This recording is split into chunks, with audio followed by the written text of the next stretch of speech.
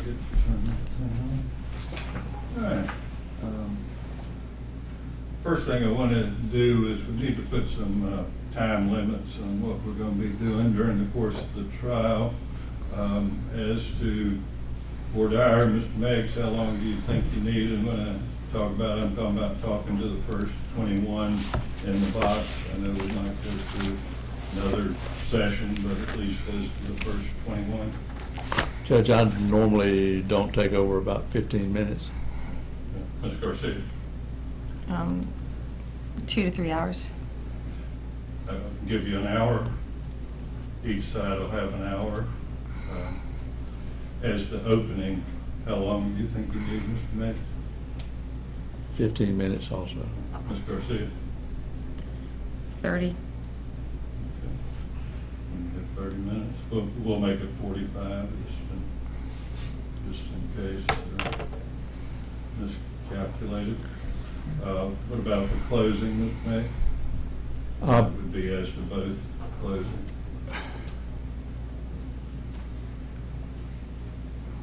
I would say no more than an hour and a half, and I don't anticipate that much. But.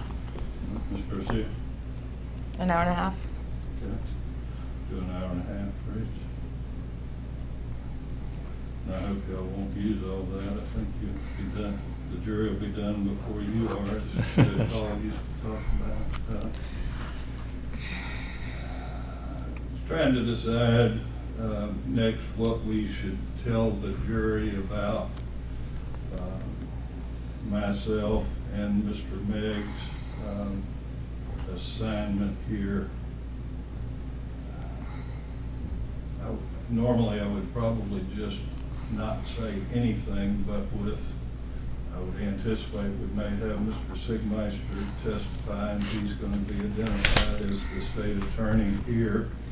And we either might have Judge Parker testify, and he's going to be identified as a judge here.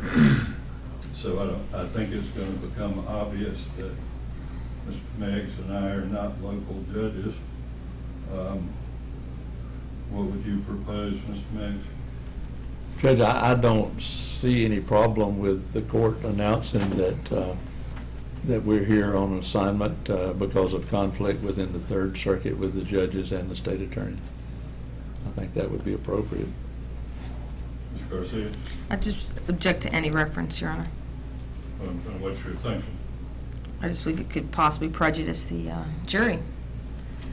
And that, you know, it bolsters the state's case because it appears that there's special circumstances that created you guys to come in.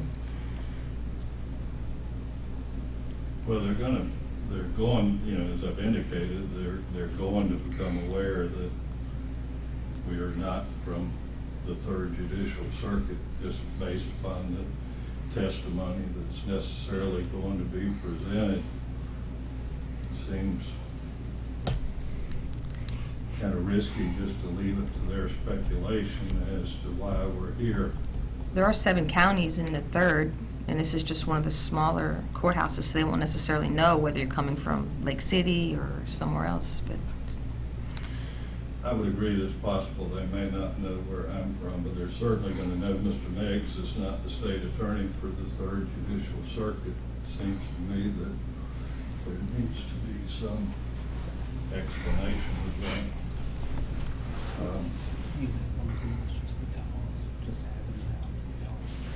I'm going to overrule your objection as to saying something. I'll hear from you as to what you think it would be appropriate to say. Judge, I think, were you addressing me, Judge? Yeah. I think probably it would be appropriate to say that because the state attorney is a witness and a judge is a witness, witnesses in the case, the judges of the Third Circuit and the state attorney's office of the Third Circuit has recused itself from being involved in proceedings, and other folks, and I think you can say that's a normal event when there is a conflict. Conflict counsel, conflict court are appointed to come in and deal with the matter. Ms. Garcia? I just have the same objection, Your Honor. Well, I understand I've overruled your objection. We'll give you an opportunity to say what you do think it would be appropriate to say. I'm understanding that your objection is saying nothing has been overruled. I wouldn't have any language to suggest either way. Okay. I'll come up with something then.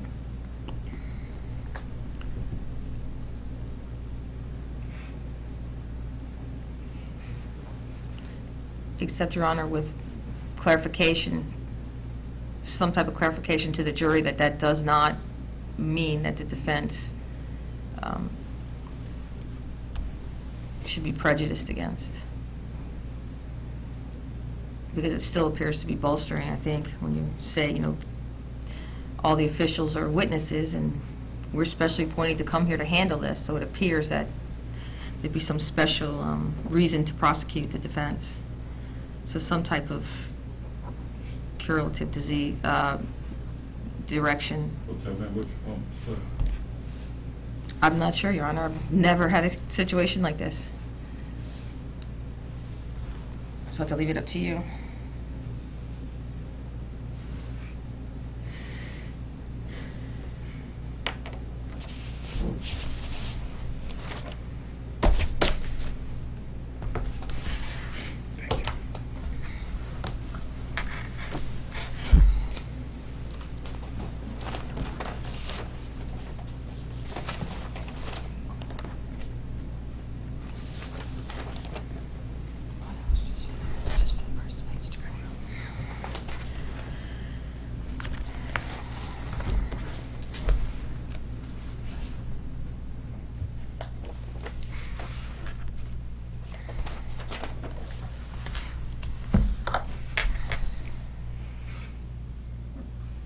and it may not be verbatim when I get into voir dire, a little bit ad lib on it, but I'm thinking I'm going to say something along the lines of, because the local state attorney and the chief judge of the circuit may be witnesses in this case, it was necessary to appoint an outside prosecutor and judge to handle this matter. That fact shouldn't enter into your decision-making in any way. You okay with that? Yes, sir. Okay. Yes, sir. Ms. Garcia, do you have any suggestions as to the language? No, Your Honor. I just have some pretrial motions to deal with when we're done. We'll take until they're ready to start picking a jury, and they'll let us know when the jury's ready. Mr. Meggs, we will need from you a simple statement of the factual allegations, just to tell the jury what we're talking about for publicity purposes on a non-controversial sentence or two of what the allegations, just so I can ask the jury whether they know anything about the facts of the case. So you can be thinking about what you say on that.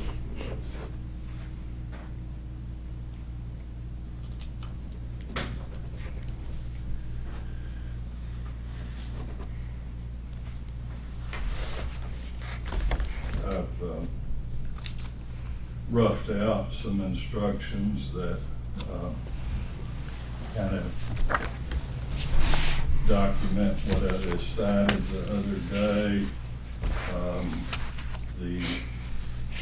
I left the grand jury stuff in that the state had requested. That's not a ruling on it. It's just easier to delete than to add later, so don't consider that that is a ruling on that portion of it. I just decided, because that's the state's proposal, to leave that in.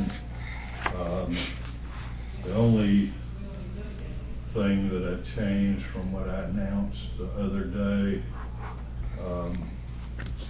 the state had asked me to include in the governor and so forth the provision that included candidates, which the other day had indicated I wasn't going to include. Upon second thought, I have included that. None of these are final rulings on this, but at least get us to the point where we were at the end of the day on Wednesday, so you can have those. I do have some standard trial procedures that will assist us in keeping the case moving along. Please look over these when you get a chance. One thing that might come up during jury selection that I cover in there, that hypotheticals based upon the facts of the case are not legally permissible. You can expect if either side were to engage in hypotheticals based on the facts of the case that I will interrupt you. The other things we don't necessarily need to get into before voir dire, but I will mention before we start, you should have your evidence marked. I'll need a list of the witnesses you propose to call, and I'll need an evidence list from both sides. It doesn't necessarily have to be in pleading form. If you don't have it, you can just handwrite something out for me. In the course of voir dire, and of course at any point in time during the trial, it is not appropriate to mention anything about penalties. I know in some of the defense pleadings there's been some discussion of penalties. That would be totally inappropriate to bring up before the jury. There will not be any discussion of penalties. Both sides understand me? Judge, just kind of a clarification of that. Generally in voir dire, I ask a question along the lines of a concern about what may happen as a result of what they do, and you know, I ask them, could they set that aside? I don't know if that's. No, that wasn't what I had. Well, that's what I was thinking. My idea was more any discussion, either that I have heard attorneys, sometimes they like to talk about it being a felony charge. There should be no mention of what kind of charge it is. There should be no mention of long prison sentences or anything of that nature, or what penalties are involved in the case. The fact they're going to be asked to make a difficult decision on criminal charges, that's certainly not, or that's certainly appropriate, but we should have no discussion of penalties. Understood, Ms. Garcia? Yes, Your Honor. All right. Those were the preliminary matters that I had. You said you had something to raise, Ms. Garcia? Yes, Oh, Your Honor. I'm sorry, there was one other thing I didn't even read in my notes. When we get into the preliminary instructions, does the defense want the right to remain silent to be given or not? That's an option of the defense in terms of the preliminary instructions? Yes, Your Honor. You do? Yes. Okay. All right. Go ahead, Ms. Garcia.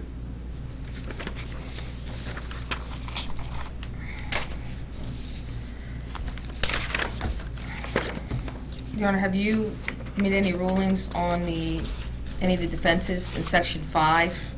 That's going to depend on what you prove, so it's impossible for the court to make any ruling on defenses at this point in time.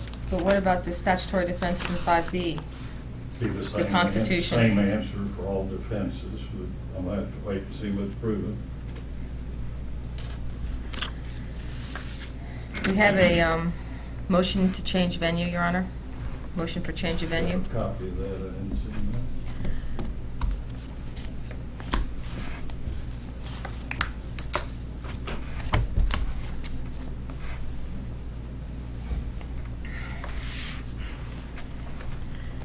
I think the motion itself is about 12 pages.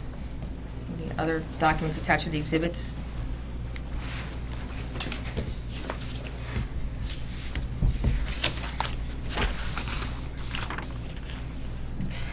Along with an affidavit. I deny the motion for change of venue without prejudice to raise it after we try picking a jury, and we'll see what concerns we run into during the selection process of my denials. without prejudice to raise at a later time. Anything else, Ms. Garcia? It's also, Your Honor, it's a composite motion. It's to dismiss the case for the lack of the state to meet the requisite elements concerning the two true bills pursuant to 3.190C4. It's a motion in limine, That's not timely, that would be denied. a motion in limine to restrict the use of the two true bills. What do you mean by that? The two true bills at issue, Your Honor, that the state intends to use as its primary evidence are not filed or recorded, as Are been... not what? They're not filed or recorded as been represented, and that's one of the main elements in the crime to determine if it's a legal process.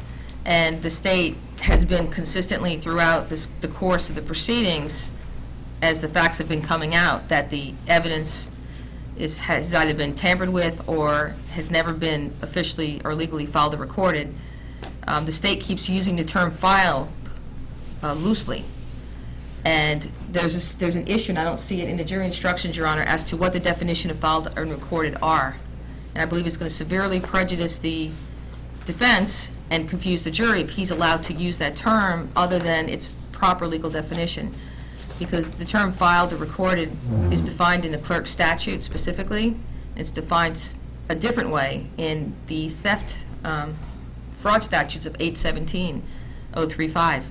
And the state's been using the term as if it's not a legal filing, but just like a file on your desk or an administrative file, and it'll confuse the jury if he's allowed to do that. So I'd like an instruction that the state can only use the term filed or recorded as defined properly and legally for the jury to understand what that means.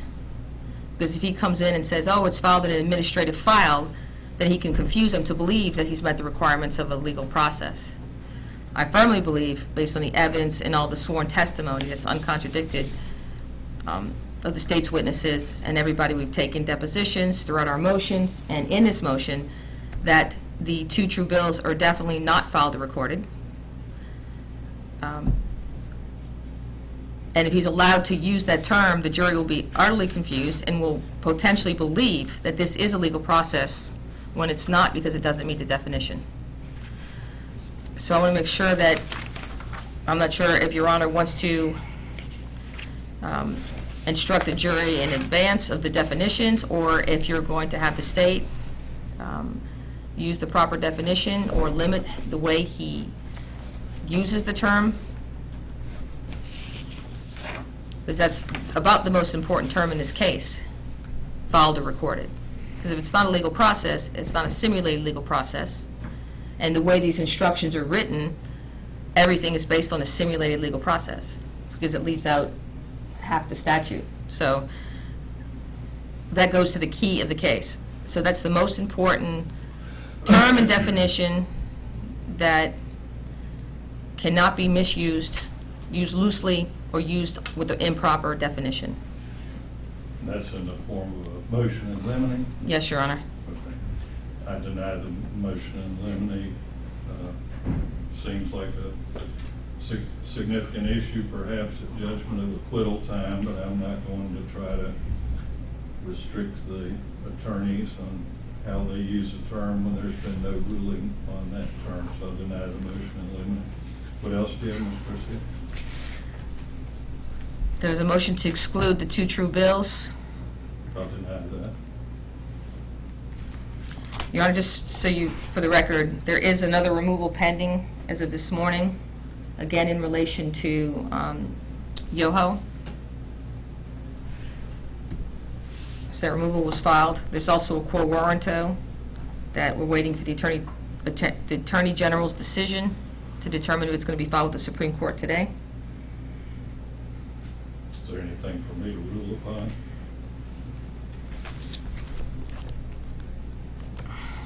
I don't think there's any pending motions in front of you right now in relation to those Just for matters. informational purposes.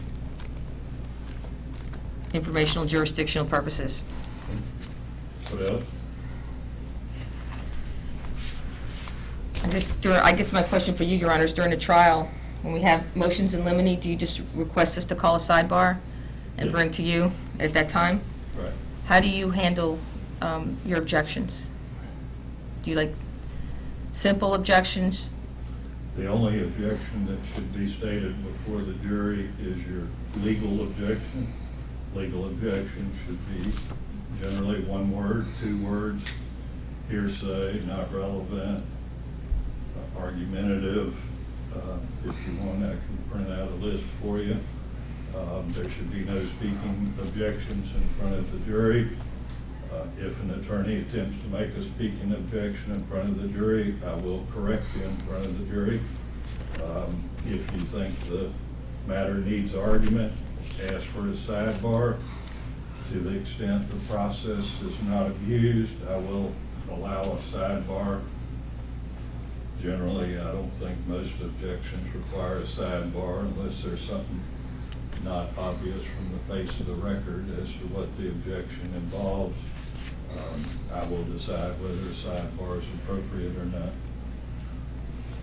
What else can proceed? My client also had requested, due to his disability in his hearing, the earphones and assistance with being able to hear. I'm not sure if that has been set up yet. That has been. Anything else? May I have one moment, Your Honor? No. Thank you.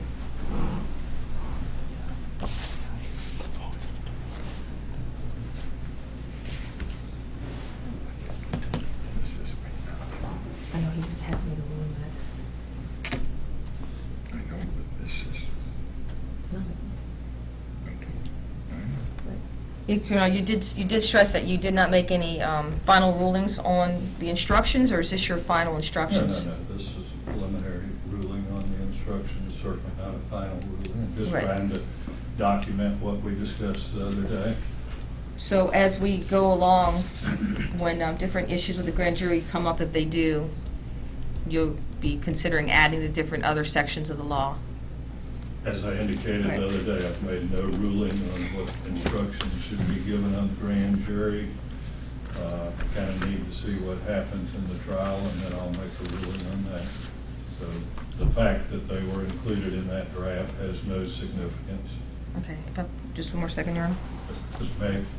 Judge, a couple of issues. The state court, the court administrator addressed us. He's had a request.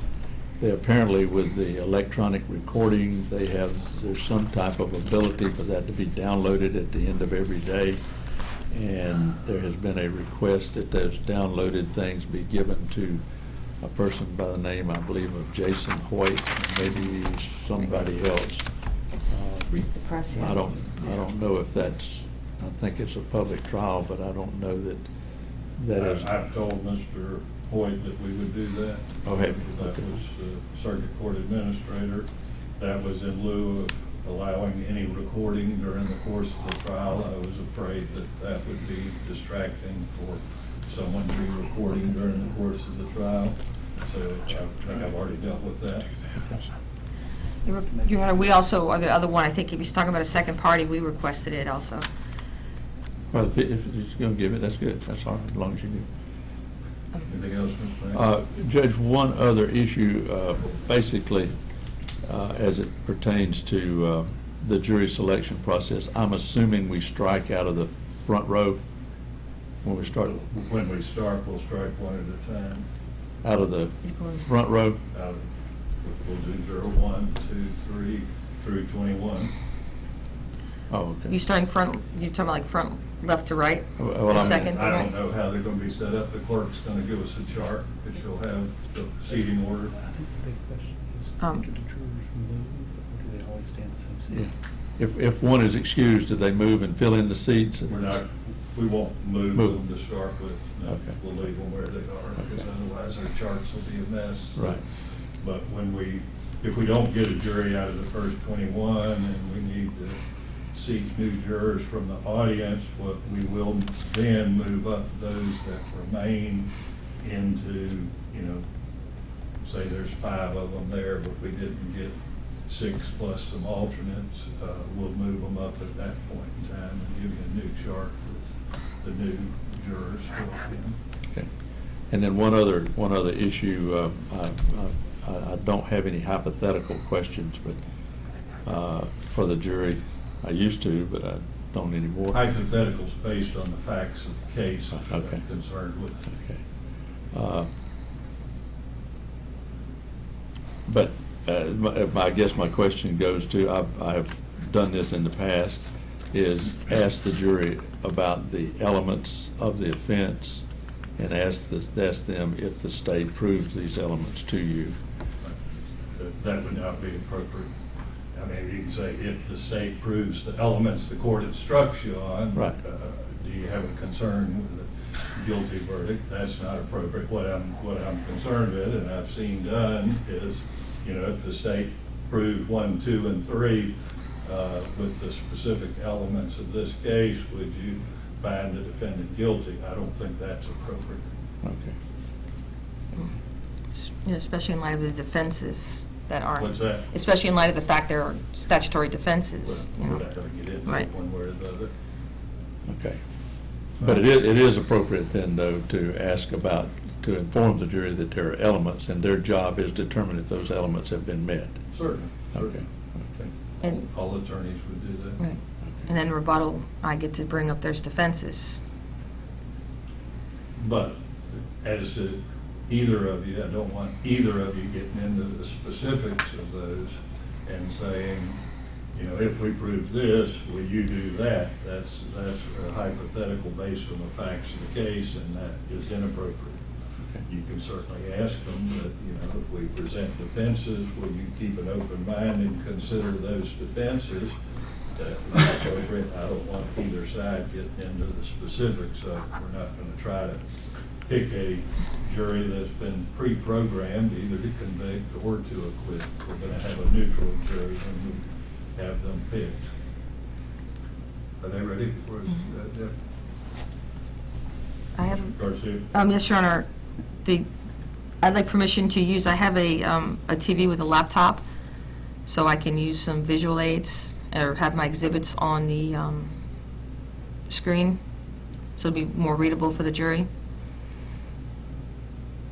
In your opening, you're talking about? During my case, and maybe opening and closing.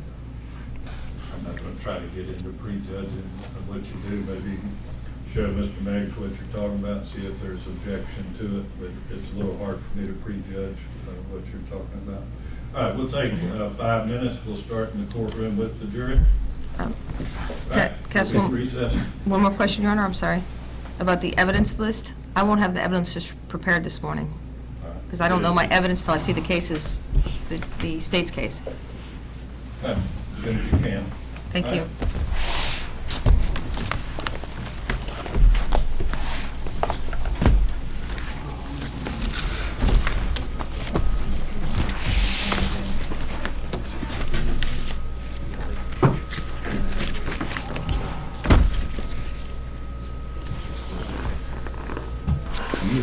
Extra yellow hammer.